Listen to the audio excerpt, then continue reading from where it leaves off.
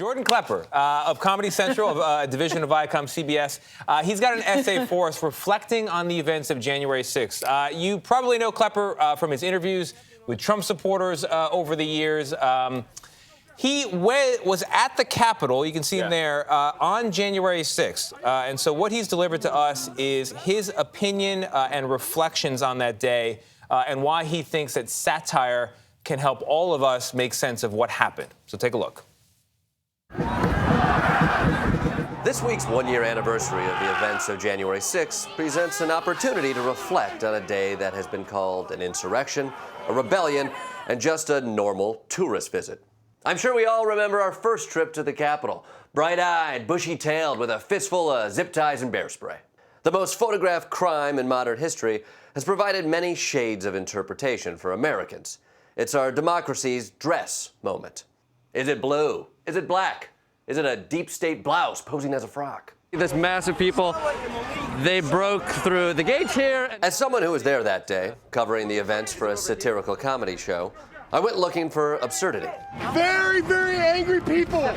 Can I ask why you're carrying a pitchfork? And for my sins, they gave it to me. It's iconic representation of what people over time have done in this country. It feels more like a weapon. You could argue that comedy has no place in the center of an armed rebellion. And I could argue that when a former improv comedy teacher needs 4 bodyguards to ask citizens who won the election, the normal rules no longer apply. Very serious people will tell you this is no comedy, it is a horror. But if your reaction to the events of January 6th was to be horrified, you weren't paying attention. Horror presumes surprise and shock. The events of January 6th were telegraphed for months.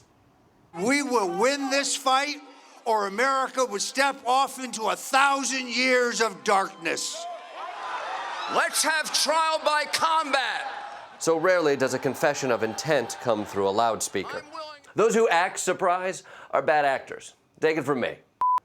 Take it from me. Take it from me, a bad actor. What I saw that day was tragic. It was frightening, and it was laughable.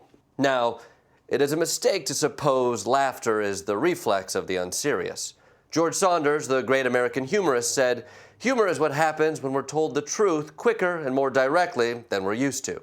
Is there a faster way to show our broken nation than almost any image from the 6th? You can tell these people really love America by the number of weapons they brought to hurt other Americans. That day I found myself walking through a real-time dark comedy. Satire as a genre exaggerates our flaws to expose lunacy. Now Americans don't need the satirists. They've taken to self-publishing. Laughter isn't the best medicine. It's the last medicine.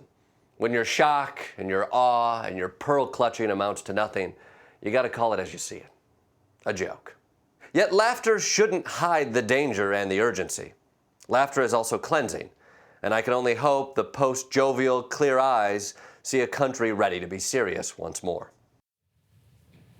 Well done, Jordan Klepper. Yeah. I mean, I think it's difficult to do what he did to find the humor. And I like what he said, he went looking for absurdity, because that's exactly what that was that day. Right. He found it. Yeah, no, I mean, there's a lot of absurdity, a lot of buffoonery that day, the outfits, but there's also a lot of danger. It's hard to find the balance between the two. And you can't live in that headspace all the time. I mean, we were just there yesterday marking the anniversary.